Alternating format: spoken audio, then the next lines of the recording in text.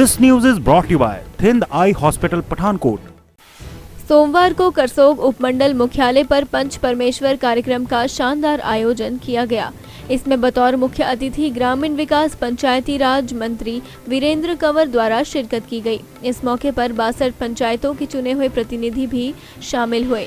इस दौरान वीरेंद्र कंवर ने पंचायत के चुने हुए नुमाइंदों से आग्रह करते हुए कहा कि वे 1 वर्ष के दौरान 5 बड़ी योजनाओं को पूरा करने का प्रयास करें।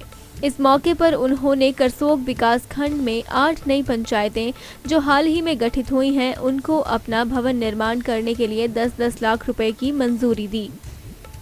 फर्स्ट ईयर है आपका और इस फर्स्ट ईयर में आप जैसे सोच रखेंगे उस तरीके के काम आपके इस साल में 5 काम आप निर्धारित करें और उसी तरीके से आने वाले दिनों के लिए भी आप अलग अलग काम जो है वो अपने प्लान कर सकते हैं। मुख्य उद्देश्य है कि प्लानिंग के माध्यम से आप चलें, अपने क्षेत्र की समस्या को आइडेंटिफाई करें।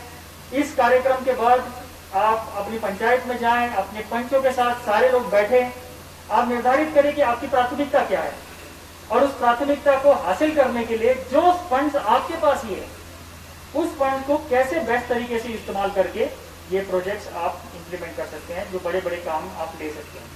तो पैसों की कमी आज के दिन में आपके पास नहीं है, आपको इधर उधर देखने की भी आवश्यकता नहीं है।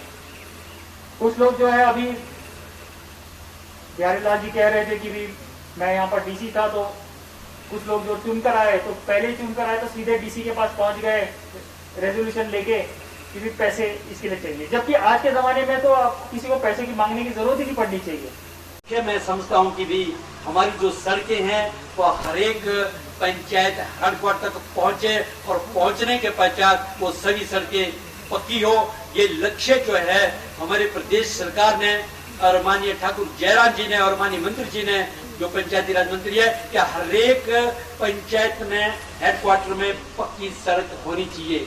इस मुझे जो है सड़क से जो है कभी मेरा जो है मेरे गांव का विकास है, ये मैं माननीय मंत्री जी बताना चाहूंगा।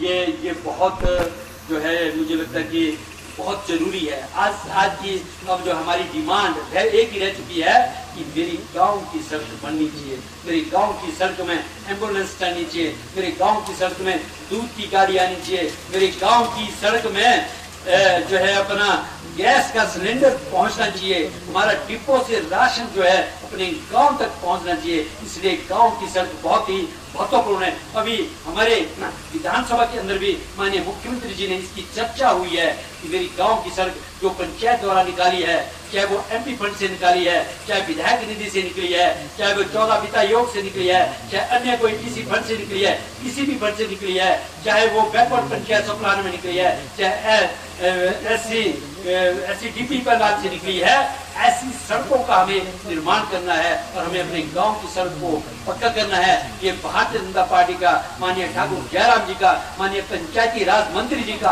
हम सब का ये लक्ष्य है कि हम उस सड़क को जो है बनाएंगे और पक्का करेंगे।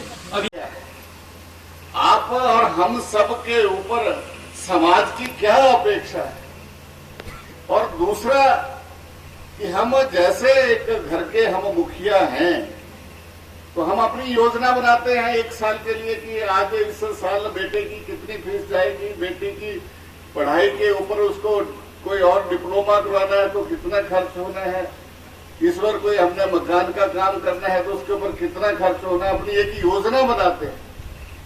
आप चुने हुए प्रतिनिधि हैं, आप 1 साल की नहीं आप 5 साल की योजना बनाए कि मुझे 5 साल में कितने काम मुझे क्या करना है। क्या एक वार्ड मेंबर को इस बात का पता नहीं होता है, पता होता है ना कि मेरे प्राथमिकता क्या है, कि मेरे वार्ड में कौन सा काम सबसे ज्यादा जरूरी है। क्या प्रधान को ये पता नहीं है कि मेरे गांव के अंदर कौन सी आवश्यकता है, मेरी पंचायत के अंदर सबसे जरूरी काम क्या है, हमें वो काम करने हैं। अगर आगे हम जब महात्मा गांधी जी से पूछा गया कि आप कैसा भारत चाहते हैं आजादी के बाद, तो महात्मा गांधी जी ने कहा कि मेरे एक प्राचीन भारत की एक व्यवस्था है कि गांव के अंदर कभी न्याय की जरूरत पड़ती कि वो लोग झगड़ पड़ते हैं आपस में, तो उसमें कोई चुनी हुई पंचायतें नहीं थी कि उसको पंचायतें चुनी हुई थी। तो कुछ जो थे तो खास लोग जिनका प्रभाव समाज के अंदर होता था, तो हम उनको एक जगह बैठाते थे।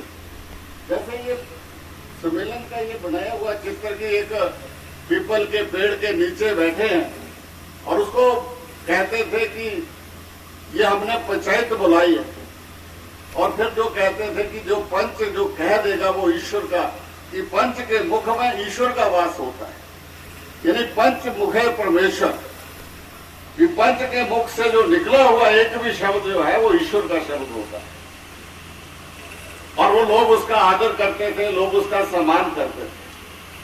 तो हम सब ने ये नहीं करना है कि मेरे पास कोई व्यक्ति कोई छोटे मोटे अपना झगड़ा लेकर के आता है, हम उसको ले जाकर के थाने ले जाएंगे और थाने जाकर के उसका फैसला करवा देंगे। अगर वो थाने में जाकर के एक सिपाही हवलदार को फैसला कर सकता है तो क्या आप नहीं कर सकते हैं? कोई थानेदार पर लिए कोई लोगों ने वोटें थोड़ी डाली हैं, वोटें तो आपको डाली हैं कि आप उसका फैसला जो है वो अपने लोकल स्तर के ऊपर। दिव्य हिमाचल टीवी के लिए करसोग से नरेंद्र शर्मा की रिपोर्ट।